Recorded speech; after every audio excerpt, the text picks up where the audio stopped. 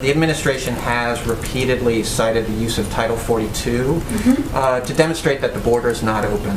This is a Trump policy that progressive groups are increasingly arguing that it denies migrants who are fleeing violence and persecution a right to even apply for asylum. I wanted to know, what is the White House's message to these groups who largely are supportive of this White House, who are concerned about the continuation of this Trump policy?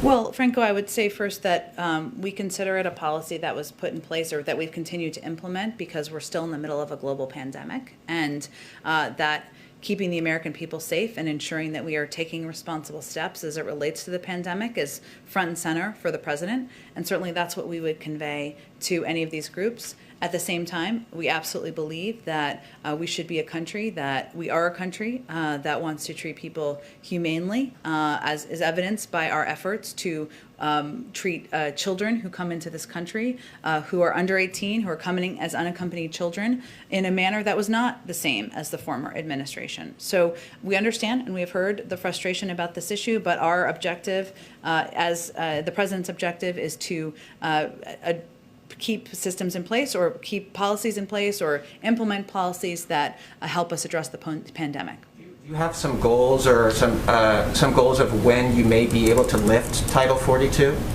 I can't make a prediction of that. That will, of course, be based on what the evaluation is by our health and medical experts on the status of the pandemic and the safety of the American people. Can I ask you just follow up on the Turkey question? Sure. I mean, Turkey is a NATO member. Is the administration taking into, what consideration is the administration taking into the concerns that Turkey has about potential of this weekend's activities? I certainly understand all the questions. I just don't have anything I'm not going to get ahead of the president or get ahead of any decisions or announcements. And obviously, any decision that the president makes on foreign policy takes into account concerns expressed by allies and partners around the world. Can I ask one more about immigration? Sure. You know, as we approach 100 days, obviously COVID-19 was the biggest challenge that this administration faced. Yep. But immigration was another one that took a lot of oxygen and political time from this White House. Is there any, does the White House feel like it could have communicated anything differently, done anything differently to address this challenge? Not only Republicans, but even some Democrats have been concerned about some of the messaging. Well, I would say there's no question. We've recognized that this is a challenging issue, and we knew that it would be when the president changed the policies of the former administration when he came into office. And obviously, welcoming in or ensuring that we had the capacity, we were using resources to treat children humanely and ensure they're safe, is a change in the last administration's policy that was going to dissatisfy some who were supporters of the last administration, but not satisfy enough, as you alluded to in your question, some who think we should be welcoming many more across our borders.